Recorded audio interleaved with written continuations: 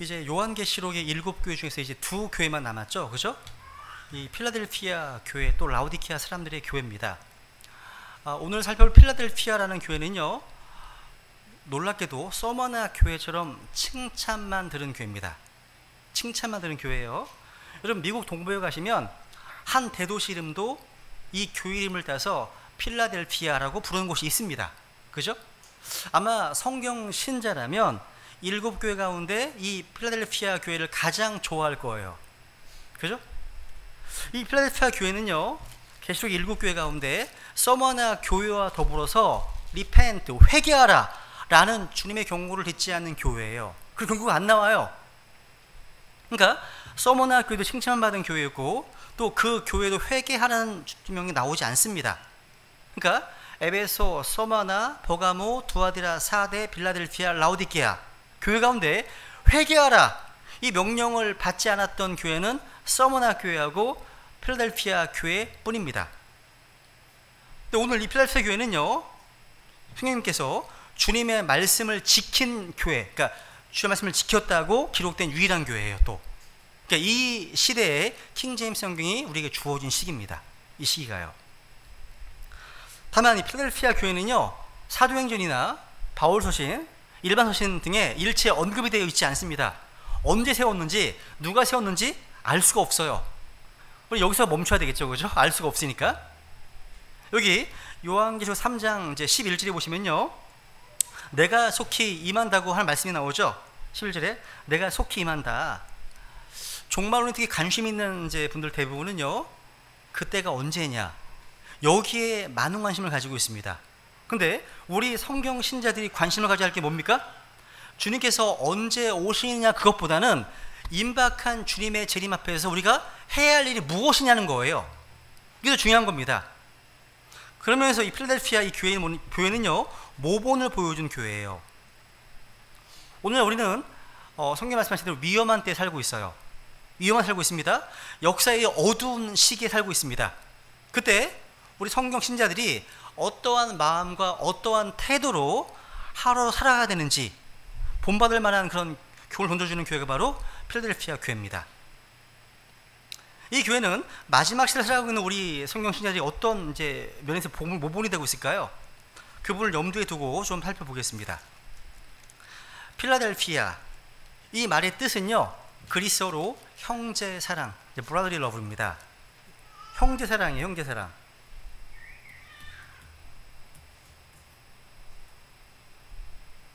잠시만요.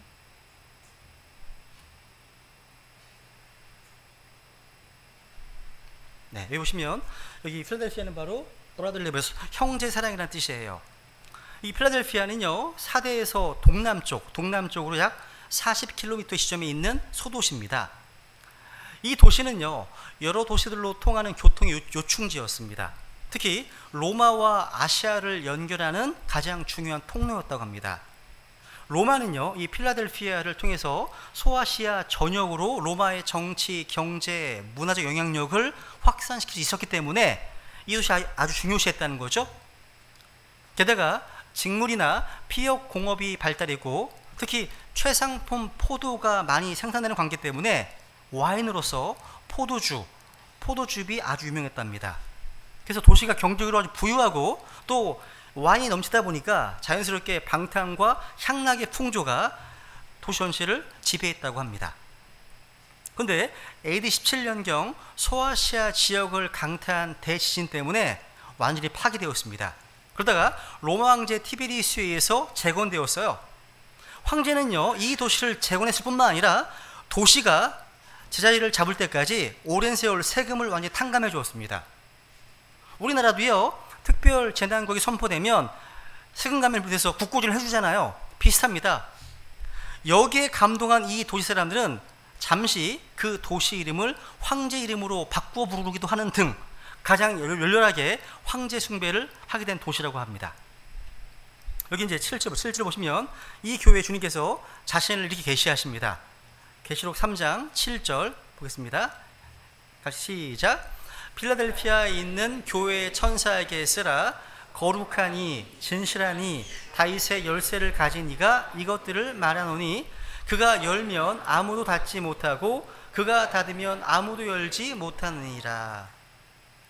우리 주님께서는 7교회에 편지를 보내실 때마다 자신의 어떠함을 계시하십니다. 주님께서는 밤모섬의 요한에게는 영화로우신 분, 전능자, 심판자로 나타나셨습니다.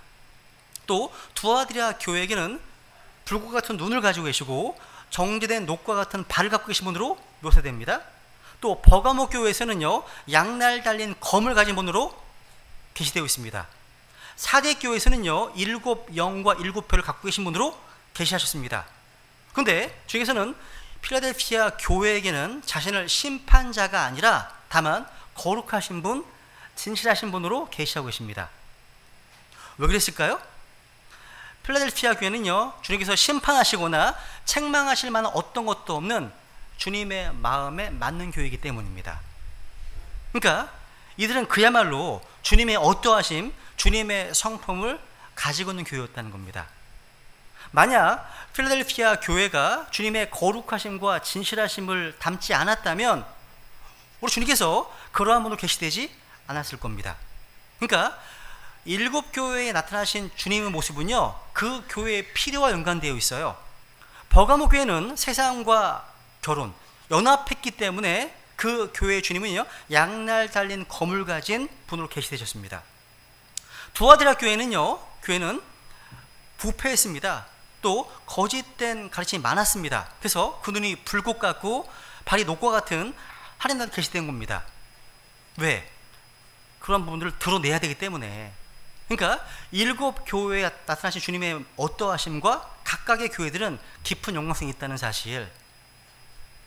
그 다음 보시면 여기 다윗의 열쇠를 가지신 분 나와 있죠, 그죠? 무슨 열쇠요? 다윗의 열쇠를 가지신 분. 한번 이사야서 22장을 보시면요, 이 표현이 유일하게 이사야서 22장만 나와 있어요. 이 내용은 이제 히스기야 통치 기간이 배경입니다. 사네립의 아시리아의 군대가 이미 예루살렘을 향해서 진격하고 있었습니다. 이스라엘은 위기에 처했어요. 근데 사람들은 회개하지 않습니다. 근데 이사야서 22장 13절에 보시면 내일 우리가 죽으리니 먹고 마시라고 합니다. 이때 국고를 맡은 자는 15절에 보시면 셈나였는데 이 사람은 이기적이고 반역적인 사람이었어요. 그리고 주님께서는 그를 쫓아내셨습니다. 심판하셨어요. 그래서 20절에 보시면 주님께서 그 셈나의 자리를 엘리야김에게 주셨어요. 그러면서 주님께서는 다윗의 집의 열쇠를 그 엘리야김의 어깨 위에 두시겠다고 하셨습니다. 엘리야김은 예수님의 모형입니다. 엘리야김은 일시적으로요, 다윗의 보물을 맡았지만 이 예언은 궁극적으로 예수님께 적용돼요. 그래서 이사야서 22장 22절을 보세요. 21절 보시면 또 내가 다윗의 집 열쇠를 그의 어깨 위에 두리니 그런즉 그가 열면 아무도 닫지 못하고 그가 닫으면 아무도 열지 못하리라. 다윗의 열쇠를 여기 두겠다 하십니다. 그러니까 이 말씀은요, 예수 그리스도께서 다윗에게 주어진 왕권, 왕국의 약속을 모두 가지신 분임을 말해주는 겁니다. 예수님께서. 그러니까 열쇠는요, 열고 닫을 수 있는 가장 중요한 물건이잖아요. 예수님은 다윗의 열쇠를 가지신 분이십니다. 지금 이스라엘이요, 성전을 세우려고 시도하고 이런저런 노력을 해도 다윗의 왕국을 세울 수 없습니다. 왜? 열쇠는 트럼프에 있는 게 아닙니다. 네타냐후에 있는 것이 아닙니다. 누가 있습니까? 예수님이 있기 때문입니다. 제자들은요, 이 왕국이 언제 세워질지 집중했고 주님께 질문했습니다. 그래서 사도행전 1장 6절에 보시면 이런 말씀하시잖아요. 주여, 주께서 이때 그 왕국을 이스라엘에 다시 회복시키고 하시나이까? 묻습니다. 여러분, 다윗의 열쇠를 가진 분께서만 다윗의 왕국을 이 세상에 열 수 있는 겁니다. 이 다윗의 열쇠를요, 복음 전도적으로 또 영적으로도 적용할 수 있습니다. 그러니까 의로운 왕 히스기야가 통치하던 때에 엘리야김이라는 종을 통하지 않고는 누구도 왕을 접견할 수 없었습니다. 이것은 복음 전도적 측면에서 그가 가졌던 다윗의 열쇠는 절대 권세의 상징이에요. 그 때문에 예수 그리스도께서 다윗을 가지셨다는 것은 오직 예수 그리스도만이 하나님의 임재, 하나님 아버지로 나아갈 수 있는 유일한 길이시란 뜻입니다. 오직 주 예수님만이 천국으로 들어갈 수 있는 구원의 문임을 보여주고 있는 겁니다. 그 문을 그분께서 열고 닫으신다는 거예요. 영원한 생명의 문은 오직 예수 그리스도를 통해서만 열린다는 것을 보여주는 겁니다. 또한 이 다윗의 열쇠는요, 영적으로 하늘나라의 창고를 여는 열쇠를 상징하기도 합니다. 엘리야김은요, 왕실의 보물 관리자 일을 했습니다. 보물 창고를 여는 열쇠는 오직 그 사람만이 관력이 있었거든요. 그러니까 이 엘리야김은 엄청난 부유함에 손댈 수 있는 권리를 독점했다는 거죠. 이게 마찬가지입니다. 하나님 아버지께는요, 헤아릴 수 없는 풍요로운 하늘의 자원과 복을 관리하는 열쇠를 오직 예수 그리스도에게만 주셨습니다. 우리는 그분의 이름으로만 받을 수 있는 거예요. 우리 예수님께서는요, 아버지의 영적 보화들을 자유롭게 꺼내서 신약교회가 풍성한 삶을 누리게 할 수 있는 겁니다. 8절 다시 보시면 이 교회는요, 또 열린문교회예요. 열린문교회. 제가 2001년도에 교회를 처음 세우려고 했을 때요, 그때 이제 중간에 중단했는데 그때 교회 이름이 열린문 침례교회였어요. 오픈도 열린문 침례교회. 되게 이름이 좋은 거예요, 열린문이라는 게요. 이게 보시면 다시 한번 읽어보세요. 3장 8절. 내가 내 행위를 아노라. 보라, 내가 내 앞에 열린 문을 두었으니 아무도 그것을 닫지 못하리라 하십니다. 그러니까 주님께서는 필라델피아 교회 앞에 열린 문을 주셨습니다. 즉 그리스도의 복음을 전하도록 문을 활짝 열어놓으셨다는 말이죠. 그죠? 다시 보세요. 내가 내 앞에 열린 문을 두었다 하십니다. 누가요? 주어가 누굽니까? 주님이십니다. 주님이십니다. 교회가 문을 여는 게 아니에요. 문을 여시는 분은 주님이신 거예요. 여러분, 주님께서는 먼저 예루살렘에서 복음의 문을 열어주셨습니다. 오순절 하루 만에 3,000혼이 구원받았습니다. 곧이어 사도행 4장에 가시면 남자만 5,000명이 구원받습니다. 사도행 8장에 가시면 사마리아에 또 문을 열어주셨습니다. 또 10장에 가시면 이방들이 또 복음을 열어주셨습니다. 사도 바울은 이 열린 문을 통해서 아시아, 유럽으로 복음을 들고 나갈 수 있었던 겁니다. 필라델피아는요, 교회 시대적으로 종교개혁 이후의 시기입니다. 영국과 미국에서 수만 명의 선교사들이 전 세계로 나갔어요. 그 당시에 그리스도인들은요, 해외 선교에 헌신했습니다. 뿐 아니라 전 세계에 킹제임스 성경을 인쇄하고 보급하는 데 기꺼이 헌신했다는 거예요. 이 시대에 복음은 아프리카, 남미, 아시아로 퍼져나갔어요. 그러니까 주님께서 문을 열어주신 시대라는 겁니다. 성경에 보면요, 문을 연다는 표현이 많이 나와요. 이것은 특히 사람들이요, 천국으로 들어갈 수 있게 하는 전도의 문이, 선교의 문이 열림을 가리키는 겁니다. 한번 고린도 후서 2장 12절. 고린도 후서 2장 12절 같이 읽습니다. 시작. 또한 내가 그리스도의 복음을 선포하려고 드로아의 이름에 주께서 내게 문을 열어주셨으되, 보세요, 주께서 내게 문을 열어주셨을 때, 그러니까 복음을 선포하려고 간 겁니다. 근데 문이 열린 거죠. 그렇다면 우리는 고린도서 4장 3절 말씀처럼요, 우리는 하나님께 문을 열어주실 것을 기도해야 됩니다. 기도해야 돼요. 여러분, 어떤 면에서 우리는 지금 열린 문의 시대예요. 누구든지 예수 그리스도를 자신의 구주와 주님으로 믿으면 하나님께서 받아주시거든요. 주님은 다 내기로 오라 초청하십니다. 근데 언젠가 이 문이 닫힙니다. 닫혀요. 누가복음 13장 25절 찾아볼게요. 누가복음 13장 25절. 누가복음 13장 25절.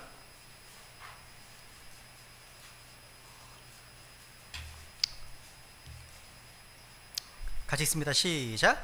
집주인이 한번 일어나 문을 닫으면 너희가 밖에 서서 문을 두드리기 시작하며 이르기를 주여 주여 우리에게 열어주소서 하여도 그가 너희에게 응답하여 이르되 나는 너희가 어디에서 왔는지 알지 못하노라 하리라. 그러니까 문을 닫으면 그때는 기회가 없다는 거죠. 문을 닫으면, 그죠? 그러니까 주께서 문을 닫으면 아무도 열 수 없습니다. 노아의 방주의 문을 닫으시고 난 이후에는요, 심판이 완료될 때까지는 다시 열리지 않았습니다. 제가 앞에 서두에요, 역사적으로 이 필라델피아라는 지역은요, 로마와 아시아를 연결하는 교통의 요충지였다고 말씀드렸습니다. 그래서 무수히 많은 사람들이요, 필라델피아를 방문하고 체류하고 사업차 지나가는 곳입니다. 이동하는 사업가들, 군인들, 행락객들, 관광객들, 여행자, 방문하는 어떤 친척들이 항상 들끓는 곳이 여기였습니다. 그러니까 가만히 앉아서 오는 그들에게만 복음을 전해도 순식간에 전 세계로 복음을 퍼뜨릴 수 있는 겁니다. 오늘날 한류바람, K-팝 이런 것 때문에요, 수많은 사람들이 한국을 방문하고 있습니다. 이것은 선교에 있어서 되게 좋은 기회예요. 요즘은 한국 선교사가 굉장히 좋답니다. 이 한류 때문에 관심이 되게 많다는 거예요. 좋은 기회를 활용할 필요 있다는 거죠. 여러분, 주님께서 열린 문을 두셨습니다. 그러니까 어떤 면에서 선교라는 하나님의 사역은요, 억지로 어렵게 하는 게 아니에요. 기도하면서 하나님께서 열어주시는 곳으로 인도하시는 길을 찾아서 하는 겁니다. 사도행전 16장에 보시면 바울이 아시아를 향해서 전도하러 가려고 할 때 성령께서 허락하지 않으시죠, 그죠? 바울이 밤에 환상이 보입니다. 자기가 가고 있는 아시아와 정반대 방향인 마케도니아 지방의 사람이 나타나서 건너와 우리를 도와달라고 이렇게 말합니다. 그래서 바울 사도는요, 하나님께서 유럽 쪽으로 나를 문을 여시는구나 생각했습니다. 그렇습니다. 선교하는 사람들은 하나님께서 어느 곳으로 문을 열어주시는지 민감하게 알아차려야 한다는 겁니다. 그러니까 하나님께서 닫아놓으신 곳에 억지로 하려고 하면 안 됩니다. 낭비할 수 있다는 거예요. 물론 그곳을 위해서 기도해야 하지만 그곳에도 문을 열어주시도록 기다려야 되는 겁니다. 그러니까 조금 더 효과적인 선교 전략이 뭐냐? 하나님께서 문을 열어놓은 곳에 집중적으로 투자하는 거예요. 이것은 개인 전도도 마찬가지입니다. 누구에게 전도하는 게 좋을까 생각해 보셔야 됩니다. 억지로 하려고 하지 않았습니다. 자꾸 반대하잖아요. 거기에 투자하려고 하지 말고 열린 사람으로 가라는 겁니다. 열린 사람이 가라는 겁니다. 반대하는 사람은요, 포기하지 말고 그를 위해서 뭐 하라고요? 기도하십시오. 기도하는 거예요.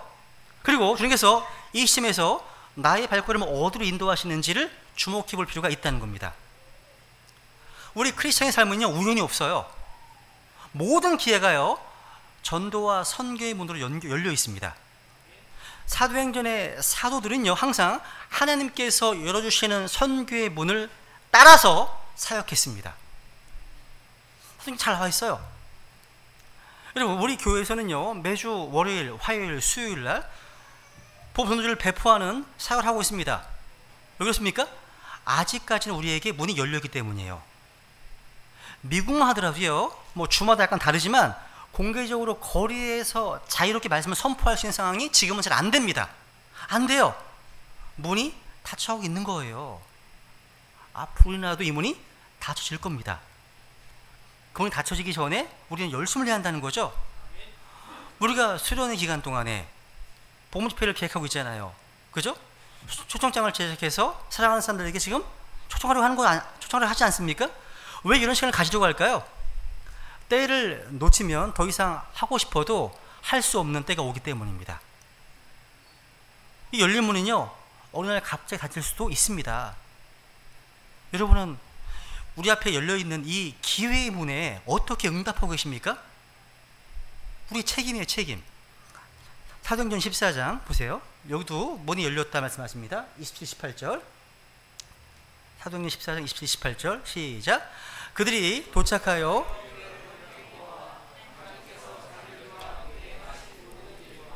또 그분께서 이방인들에게 믿음의 문을 열어주신 것을 되풀이하여 말하고 거기서 제자들과 함께 오랫동안 머무니라. 그러니까 선교의 문은 아무 때 열리는 게 아니에요. 문이 항상 열리는 것도 아니네요. 이 문은 어느 날 갑자기 닫힐 수가 있어요. 그래서 기회를 놓치면 안 된다는 거죠. 그러니까 무슨 얘기냐면 우리는 항상 영적으로 순종할 준비가 되어 있어야 됩니다. 문을 열어주시는 그것은요, 하나님께서 하신 일이고요, 열린 문 안으로 지체 없이 복음을 들고 진격하는 그 일은 우리의 책임이에요. 맞죠? 그죠? 이렇게 주님께서는요, 선교적 측면에서 문을 열기도 하시고 닫기도 하시는 분이십니다. 이 부분을 좀 우리 개인적인 삶에도 한번 좀 적용해 볼 수 있습니다.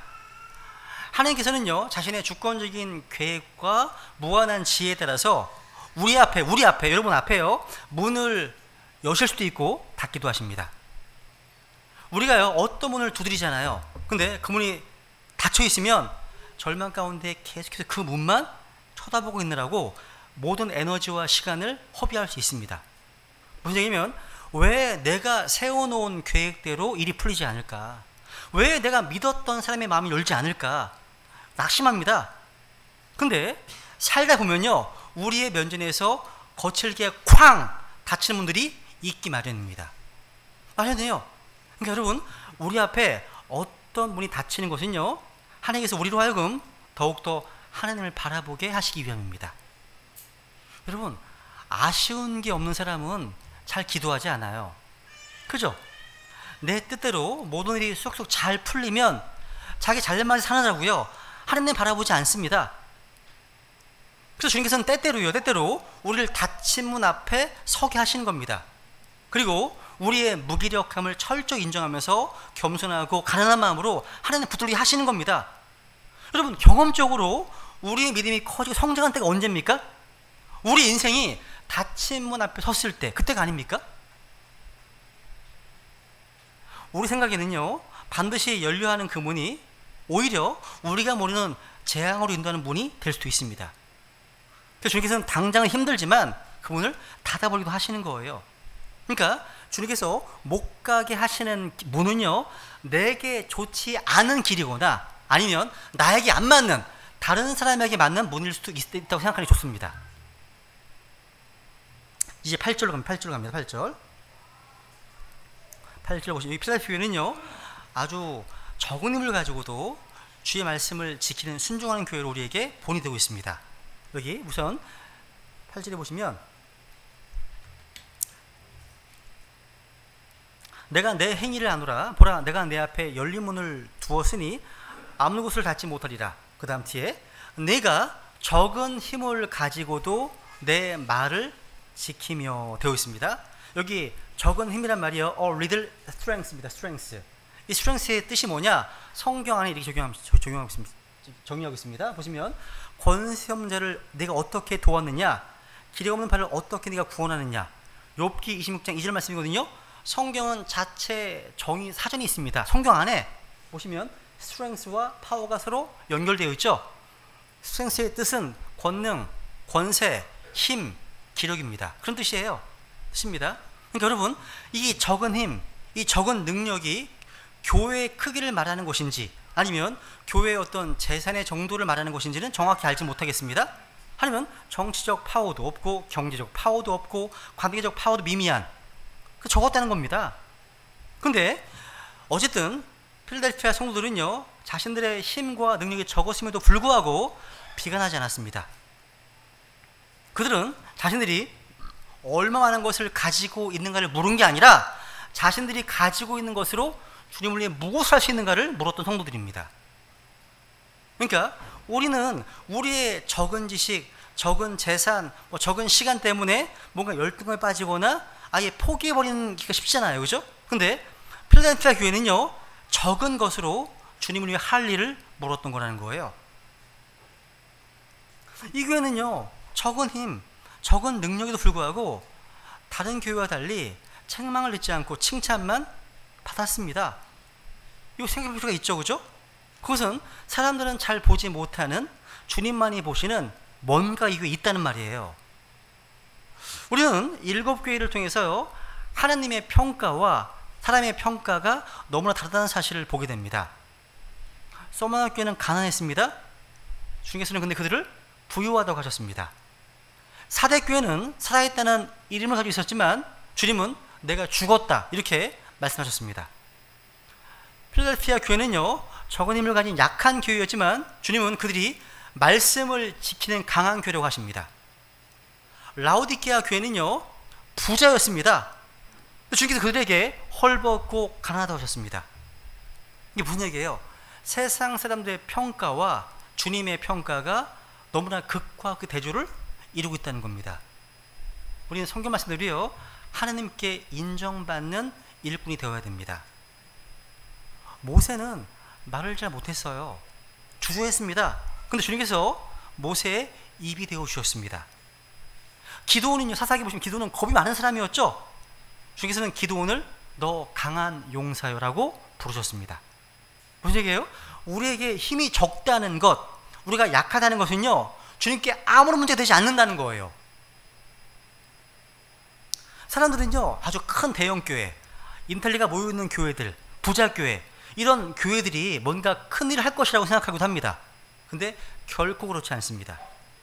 바울이 얘기했잖아요. 바울이 얘기하지 않습니까? 고린도전서 1장에 보시면 주님께 부르시는 사람이 어떤 사람입니까? 그죠? 지혜로운 자가 많지 않고 강한 자가 많지 않고 고귀한 자가 많지 않습니다. 주님께서는 세상에 어리석은 것을 택하셨습니다. 약한 것을 택하셨습니다. 세상에 선한 것들과 멸시받는 것들을 택하셨습니다. 참으로 없는 것 택하셨다고 말씀하십니다. 그죠? 여러분, 사람들은 보통 다시 보시면 내가 적은 힘을 가지고도 내 말을 지킨다 하시죠? 사람들은 보통요, or little, 적은 힘을 보니까 적다는 것에 무게를 둬요. 거기에 포커스를 둡니다. 적다는 곳에요. 적다. 나는 말이 되오지 못해서, 나는 재주가 없어, 나는 가난해 등등 얘기를 합니다. 이렇게 열등감 빠져서 자신이 하나님 일을 할 수 못하는 것을 정당화하는 겁니다. 근데 주님께서는요, 적은 힘에서 적다는 쪽이 아니라 힘 쪽, 스트렝스, 힘, 능력 쪽에 포커스를 두신다는 거예요. 이해되세요? 무슨 얘기인지? 그러니까 중요한 것은요, 사람들 눈에 보이는 어떤 능력이 아닙니다. 재물이나 학력이나 사회적 지위나 외모가 아니에요. 뭐예요? 순종하려고 하는 단순한 마음이에요. 이게 중요한 겁니다. 그러니까 적은 힘을 가지고도 내 말을 지켰다, 이 그런 말입니다. 그러니까 필라델피아 성도들은요, 자신들이 얼마나 많이 가지고 있는 걸 묻지 않았고요, 자기가 가지고 있는 것으로 주님을 뭘 할 것인가를 물었다는 겁니다. 그러니까 아무리 힘이 적어도, 아무리 능력이 작아도요, 자원하는 마음만 있으면, 윌링 마인드만 있으면 주님께 드릴 수 있다는 겁니다. 그래서 적은 힘과 적은 능력으로 최선을 다해 주님의 말씀을 지키고 실천하면 주님께서 기뻐하신다는 겁니다. 특별한 축복을 부어주신다는 겁니다. 그래서 요한복음 14장에 보시면 이런 말씀하시죠? 같이 읽습니다. 23절 시작. 예수님께서 그에게 대답하여 이르시되 내 아버지께서 그를 사랑하실 것이요 우리가 그에게 가서 우리의 거처가 그와 함께 있게 하리라. 사람이 나를 사랑하면 내 말들을 지키리니. 야, 이민 목회를 하시는 어떤 목사님께서요, 그런 간증을 이제 하신 적이 있습니다. 책에서 봤는데요, 미국에서 이민 목회를 하는 게 되게 쉽지가 않잖아요. 어렵습니다. 무척 어렵습니다. 그래서 이민 목회에서 한 30명이면 한국 교회에서 300명이라고 하더라고요. 너무 차이가 난다고 하더라고요. 그런데 이분이 이렇게 얘기를 합니다. 미국에서 이민 목회를 할 때요, 어렸을 때부터 미국에서 자라난 2세 영어권 청년들이 있었고, 또 한국에서 이민을 온 지 얼마 안 된 영어가 서투른 한국어, 그러니까 한어권 청년도 있었다는 거예요. 2세 영어권 청년들은요, 영어도 잘하고 좋은 학교 나와서 좋은 직장에서 높은 연봉을 받으면서 주말에는 여가 시간도 많이 즐겼다고 합니다. 그에 반해서 한어권 청년들은요, 밤낮으로 아르바이트를 이제 2개씩 해가면서 지역 그 시립대학에 등록해서 틈틈이 영어 공부를 하면서 빠듯하게 살고 있었다는 거예요. 그런데 흥미로운 것은 뭐냐? 교회에 무슨 일이 생겼다고 하면 교회에 와서 섬교 희생하는 사람들은 거의가 한어권 청년들이었다는 겁니다. 또 돈을 잘 버는 2세 영어권 분들보다 오히려 육체 노동으로 힘들게 버는 한어권 청년들이 자신의 몸과 물질과 시간으로 놀랄 정도의 헌신을 드렸다는 겁니다. 그걸 간증을 써놨어요. 이게 정말 적은 힘을 가지고 가지고도 최선을 다해서 주님의 말씀을 지키는 사람들입니다. 이게요. 그죠? 근데 필라델피아 성도들이 그랬다는 거예요. 그러니까 내가 가진 게 없어서 주의를 하지 못하겠다? 하지 마시라는 겁니다. 오히려 적은 힘, 적은 능력 최선을 다할 때 주님은 기뻐하신다는 거죠. 그 뒤에 보시면요. 그 뒤에 보시면 내가 적은 힘을 가지고도 내 말을 지키며 그 다음 내 이름을 부인하지 아니하였도다 말씀하십니다. 이 말은요, 필라델피아 성도들이 주님의 이름을 부인할 수밖에 없는 유혹과 핍박을 견디고 싸워 이겼다는 말입니다. 그러니까 주님께 칭찬만 드는 필라델피아 교회이지만 이게 결코 쉬운 상황에서 신앙생활한 것이 아니라는 겁니다. 그 어떠한 교회보다 더 무서운 핍박과 시험을 견뎌냈다는 겁니다. 그 어려운 상황 속에서요, 주님의 말씀을 지켰기 때문에 신약교회의 모델로 칭찬을 받은 겁니다. 여기 10절 보시면 내가 나의 인내의 말을 지켰은즉, 따라해 보실까요? 내가 나의 인내의 말을 지켰은즉. 주님께서는요, 자신의 말씀을 무슨 말씀? 인내의 말씀이라고 하시네요. 주님께서 이렇게 말씀하신 이유가 뭘까요? 지금 이 시대에 주님의 말씀을 따르는 것이 쉽지 않기 때문입니다. 인내의 말씀이죠. 그러니까 이 말씀, 주님의 말씀을 지키면 많은 사람이 우리를 대적합니다. 우리를 무시하고 우리를 떠나게 됩니다. 여러분이요, 조금만 타협해도 되게 쉬워지지만 진실되게 주의 말씀을 지키는 길을 가려다 보니까 참으로 어려움을 경험하게 된다는 거예요. 그 때문에 주님께서는 자신의 말씀을 인내의 말씀이라고 하시는 겁니다. 우리 주님께서는 오래 참으시고 인내하신 하나님이십니다. 그러므로 오늘 우리 하나님의 사람들인 우리도 인내의 말씀을 지키는 그 길을 걸어가야 한다는 거예요. 그 길을요. 주님께서는요, 이 교회를요 크게 쓰셨습니다. 교회사적으로 이 시대에 교회는요 크게 번성해서 전 세계 복음을 전했습니다. 이들이 뭔가 대단한 능력을 가지고 있어서가 아닙니다. 주님의 말씀을 지키고 주님의 이름을 부인하지 않았기 때문입니다. 그들이 여러분 주님을 위해서 대단한 일을 할 수 있었던 이유가 뭡니까? 많은 재물이 있어서? 뭐 놀라운 재능이 있어서? 그게 아닙니다. 하나님의 말씀을 지켰기 때문입니다. 이들이 하나님의 말씀을 지켰고 그로 인해서 주님의 이름을 부인하지 않았고 높일 수 있었다는 거죠. 여러분, 하나님께 쓰임받기 원하십니까? 주님의 말씀을 지키십시오. 이 말씀대로 실행하시라는 거예요. 이 말씀대로 살라는 겁니다. 그럼 주님께서는 우리를 들어 쓰실 겁니다. 우리 자신과 우리 가정과 우리 교회가 주님께 쓰임받는 방법은 우리 자신과 우리 가정과 이 교회가 주의 말씀을 지키는 겁니다. 하나님께서는요 우리의 재능이나 능력이나 지능을 필요로 하지 않으십니다. 주께서 원하시는 건 뭡니까? 우리가 순종하는 마음으로 이 말씀을 지키는 거예요. 세상적인 생각과 기준을 다 버리고 주의 말씀을 지키십시오. 그러면 우리 가정과 교회에 놀라운 일이 일어날 겁니다. 뭐 교회적으로요 되게 많은 얘기가 있어요. 이 시대에 요한 웨슬레, 뭐 조지 휘필드, 조나단 에드워드, 피터 카트라이트, 수많은 복음 현도자들이 일어났습니다. 또 모라비안 교도들, 플리머스 형제들, 또 여러 가지 부흥들, 수많은 헌신된 크리스찬들이 많이 일어났습니다. 그리고 수많은 크리스찬들이요 하나님의 말씀과 그 말씀의 믿음을 가지고서 수백만의 사람들에게 가서 복음을 전했다는 사실이에요.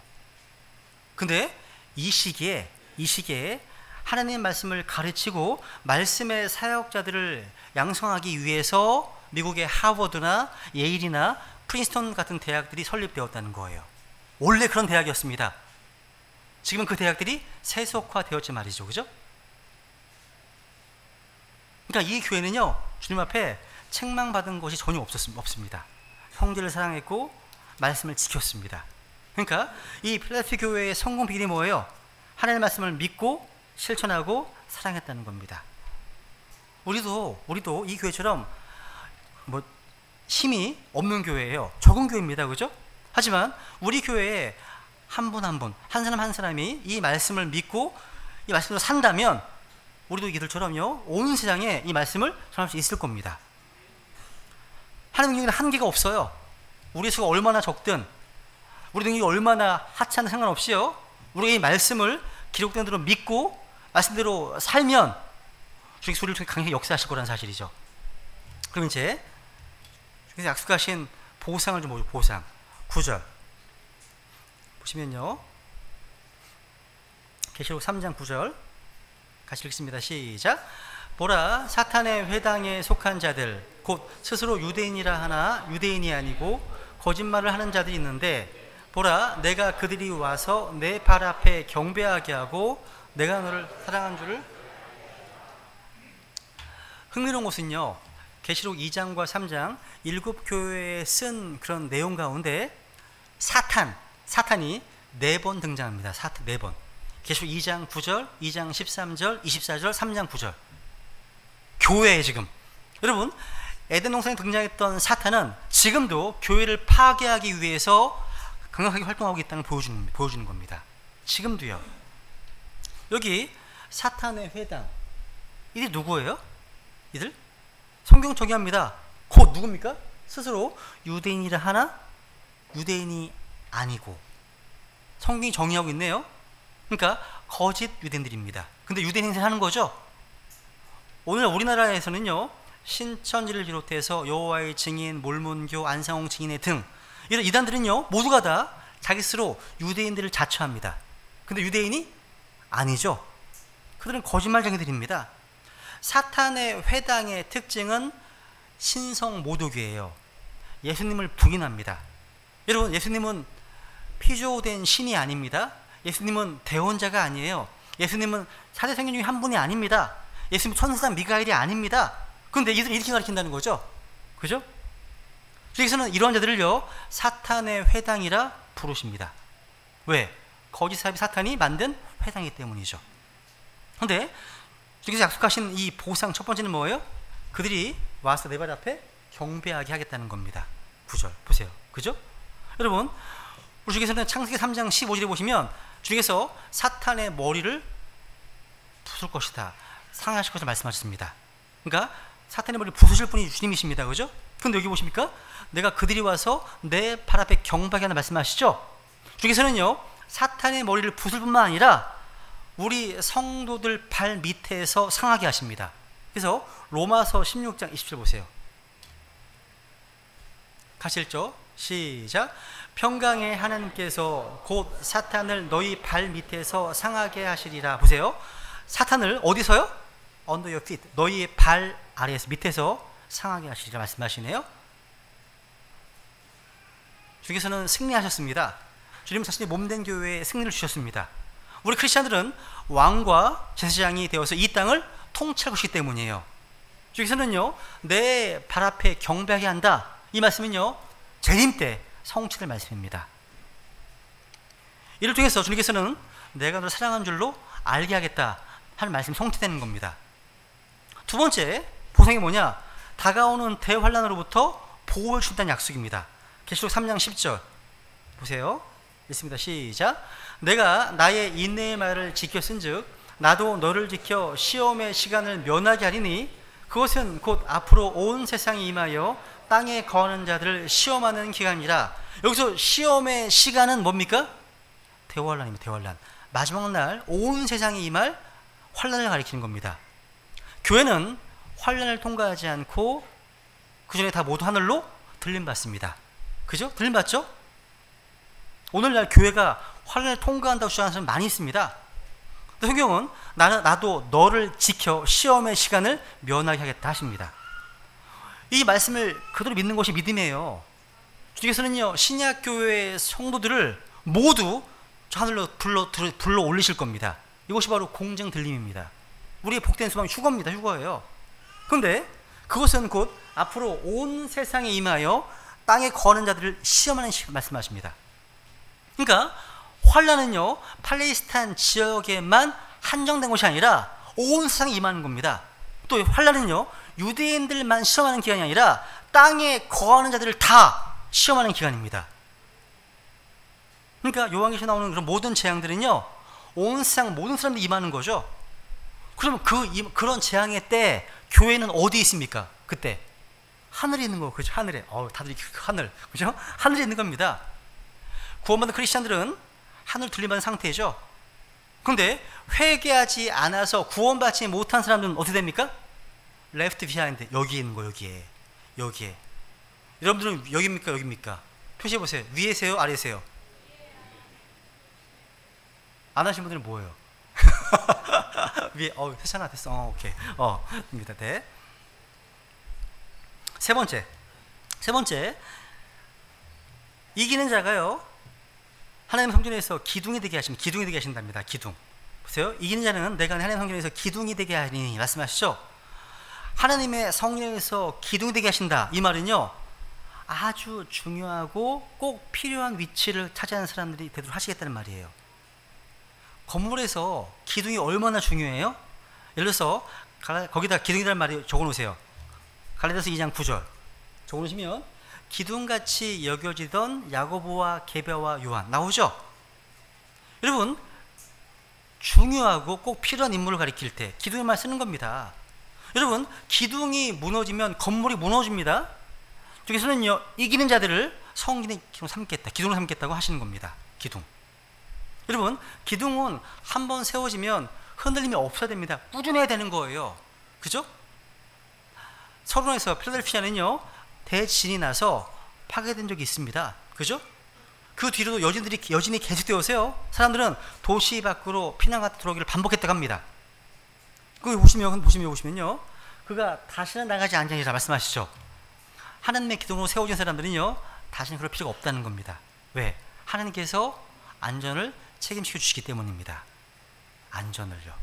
더 이상 지진이나 전쟁이나 지근이나 그 어떤 것에 의해서 그 도시에서 떠나지 않아도 된다는 말씀이죠. 영혼은 안전하기 때문에. 그리고 그 다음 보세요. 그거 보시면 네 번째, 주님의 이름을 기록해 주신답니다. 내가 읽어볼까요? 시작. 내가 내 하나님의 이름과 내 하나님의 도시, 곧 하늘에서 내 하나님으로부터 내려오는 세루살렘의 이름을 그 위에 기록하고 나의 새 이름을 그 위에 기록하리라. 야, 이건 엄청난 영광입니다. 영광이에요. 여러분, 유명한 음식점에 가보시면 그곳을 방문한 연예인들이나 뭐 정치인들이 식당 주인과 함께 사진을 딱 찍고 이름을 사인한 것들이 벽에 붙어 있음을 종종 보게 됩니다. 보시죠, 그죠? 그런 것도 보시잖아요. 보게 됩니다. 아, 이런 사람들로 찾는 곳이구나. 홍보 효과를 노린 겁니다. 홍보 효과를. 그래서 주님께서는요, 아무에게나 자신의 귀한 이름을 새겨주지 않으십니다. 주님께서는요, 이기는 자들에게 이 이름을 기록해 주신다는 겁니다. 기록한다는 말은요, 그 영광이 영원히 갈 것을 말해주는 겁니다. 기록한다는 것은요. 이게 얼마나 가슴 벅찬 일입니까? 그죠? 이제 마무리하겠습니다. 말씀을 보세요. 계시록 3장 11절 보세요. 영적 경기를 늦춰서는 안 됩니다. 계시록 3장 11절 같이 읽습니다. 시작. 보라, 내가 속히 오리니 내가 가진 그것을 굳게 붙잡아 아무도 내 관을 빼앗지 못하게 하라. 이게 보세요. 내가 속히 오리니, 내가 속히 오리니. 이건 경고가 아닙니다. 위로입니다. 위로예요. 마치 혼자 집을 지키고 있는 대은이에게 제가 전화해서 아빠가 곧 갈 테니까 조금만 기다려 하는 것 같습니다. 같은 거예요. 여기서는요, 성도들을 향해서 필리핀 성도들아, 외롭고 힘들지만 절대 포기하지 말고 기다려. 내가 곧 갈 거야. 말씀하시는 거예요. 비슷한 거 여러분. 야, 이 교회는 칭찬만 드는 교회였고요. 큰 상급을 약속받은 교회였지만 한 가지 조심해야 될 것이 뭐 있습니다. 뭐요? 자신이 가진 곳을 굳게 붙잡는 것이었습니다. 그렇지 않으면 왕관을 빼앗길 수 있다는 거죠. 왕관은 상급입니다. 상급. 이 상급을 누가 빼앗으려고 할까요? 당연히 악한 마귀입니다. 마귀의 세력들은요, 신실한 하나님의 자녀들을 끝없이 유혹하고 넘어뜨리려고 합니다. 그렇기 때문에 항상 깨어 있어야 되는 겁니다. 우리가 지금 잘하고 있다고 해서 방심해선 안 되는 거죠. 그죠? 내가 가진 그것, 이 뭐예요? 열림을 통해서 복음을 전하는 것입니다. 전도 안 한다고 구원 잃어버리는 게 아니죠. 근데 하나님의 가장 중요한 명령인 이 복음 전도를 등한시하면 왕관을, 상급을 잃어버리게 되는 겁니다. 혹시 여기에 천국만 가면 되지 뭐 상까지 받을 필요가 있어? 이렇게 생각하는 분들이 안 계시겠죠, 그죠? 없을 겁니다, 그죠? 이게 그렇게 간단한 문제가 아니에요. 받을 관이 왕관이 없다? 상급이 없다는 게 무슨 말입니까? 이 땅에 사는 동안 하나님을 위해서 하늘이 아무것도 없는 영적으로 무가치한 인생을 살았다는 얘기거든요, 이게요. 하나님께서 나를 쓰시지 않고 나를 통해서 아무런 기도도 하지 않으신다는 것, 이것만큼 큰 비극이 어디 있겠습니까? 비극이죠. 여러분, 내가 하나님 일을 하지 않는다고 해서 그 일이 중단되는 것은 아닙니다. 우리가 안 하겠다면 하나님은 다른 사람을 통해서 하십니다. 우리 교회가 못하겠다면 다른 교회를 통해서 하실 겁니다. 즉 하나님의 일은요, 실패함이 없습니다. 한 사람이 그 일을 제대로 감당하지 못하면 하나님은 다른 사람을 통해서 주님의 뜻을 이루어 나가십니다. 그러니까 순종하는 사람, 순종하는 교회를 통해서 하나님은 계속해서 복음을 전파해 나가신다는 겁니다. 우리는 주님께 쓰임받는 사람이 되어야 합니다. 그죠? 열린 문으로 이 복음을 들고 가는 그런 필라델피아 성도들은요, 악한 마귀가 쉬지 않고 공격했습니다. 상을 빼앗으려 했다는 거죠.